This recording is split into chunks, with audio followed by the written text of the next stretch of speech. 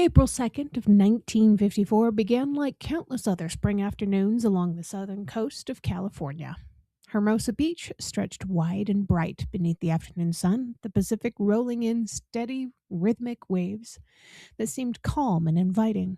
Families walked the sand, children played along the shoreline, and the air carried the sound of surf and distant laughter. It looked like the kind of peaceful day that people remember fondly for the rest of their lives. Yet on that very beach, in a single moment that no one could have predicted, a quiet afternoon was about to turn into one of the most haunting stories ever captured by camera. A young couple named John and Lillian McDonald lived nearby with their small son, Michael. The little boy was only 19 months old. At that age, children are endlessly curious. They wander, they explore, and they often move faster than adults expect them to. At some point in that afternoon, Michael wandered away from the yard and toward the beach. The distance wasn't very far. The ocean was close enough that the sound of the waves was always present, a steady background of everyday life in Hermosa Beach. What happened next unfolded in seconds. One moment, Michael was simply a toddler exploring the world. The next moment, he had vanished near the shoreline, where the incoming tide moved quietly in and out. It didn't take long for alarm to spread. Lillian realized that Michael was missing and immediately contacted the authorities. The search began quickly. Police officers and local residents started scanning the shoreline while the waves continued rolling in, just as they always had. Then a woman named Beverly Murdoch rushed into the nearby police station with frightening news. She had just seen what appeared to be a baby in the ocean, tangled among a patch of seaweed in the water. She described the clothing the child was wearing, and the description matched what Michael had been wearing earlier in that day. Panic spread along the beach. John McDonald began running back and forth along the shoreline, desperate to find his son. Witnesses later recalled that he seemed ready to throw himself into the ocean at any moment, and Lillian held him back as the waves crashed against the sand, restraining him from rushing blindly into the water. Searchers combed the shoreline, but the Pacific is enormous and powerful. The ocean does not simply surrender what it takes.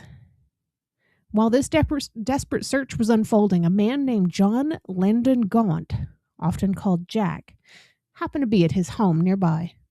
Gaunt was a photographer for the Los Angeles Times. On that afternoon, he heard someone shout something that was happening on the beach. Without hesitation, he grabbed his camera, which was a Rolleiflex, and he headed down to the shoreline. As Gaunt approached the beach, he saw a small group gathered near the water. Standing near the edge of the surf were a man and woman locked together in an embrace. The man moved restlessly, his body tense and frantic. The woman clung to him as they both stared out toward the ocean. They were John and Lillian McDonald. Gaunt stood roughly about 200 feet away when he lifted his camera. His settings were simple and fast. The shutter was set to 1/250th of a second, and the aperture was set to f/16. In that instant, he pressed the shutter and captured this one single image. The couple didn't notice him. They remained locked in their private moment of grief and fear while the ocean moved back behind them. Moments later, they turned away and walked along the beach. Heartbroken. That photograph would soon be titled Tragedy by the Sea. When the image appeared in the Los Angeles Times the following day, it stunned readers. The photograph showed a moment of raw human emotion. There was no spectacle, no dramatic action, certainly no stage scene. Instead, it captured something far more powerful. It showed two parents standing helplessly before the ocean that had likely taken their child. The search for Michael McDonald continued for days. Police officers and volunteers scanned the shoreline again and again and again. John and Lillian refused to leave the beach even when night fell and searching became impossible. They remained there, keeping a vigil beside the water. 10 days passed before the ocean finally revealed what had happened. On April 12th, a woman walking near her home in Manhattan Beach, the beach next door to Hermosa Beach, noticed something moving in the surf. It was the body of a small child. The currents had carried Michael more than a mile down the coastline from where he disappeared. Authorities recovered the body and confirmed the heartbreaking truth. The photograph taken that afternoon by John L. Gaunt continued to circulate wildly. Journalists and photographers recognized immediately that it had captured something extraordinary. It was not simply a news image. It was a moment of pure human tragedy frozen in time. In 1955, the photograph received the Pulitzer Prize for photography. The Pulitzer Committee described it as poignant and profoundly moving. The Associated Press also honored the photograph with its Best Spot News Award. The image became one of the most recognized photographs in the history of American journalism. Years later, writers and historians would still refer to it as one of the most haunting images ever captured by a news photographer.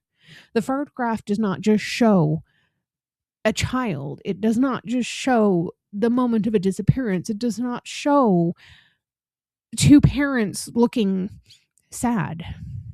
It only shows the aftermath.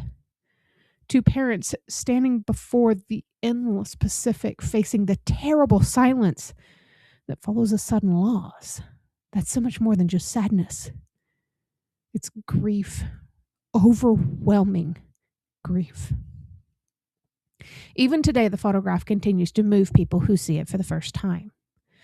The ocean behind the couple appears vast and indifferent, stretching on into the horizon. The figures of John and Lillian stand close together, small against that enormous backdrop.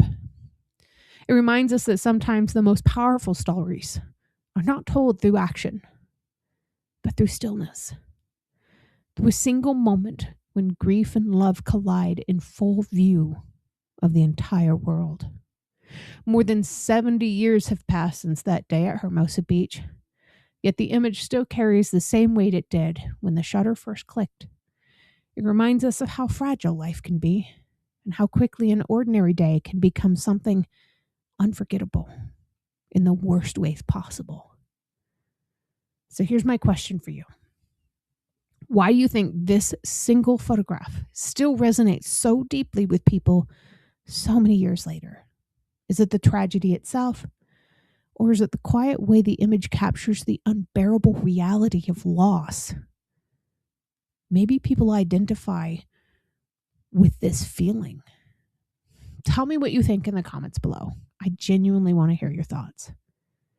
And if you enjoy stories of our own history, make sure you follow my Facebook page and subscribe to the podcast so you never miss another episode of history that deserves to be remembered.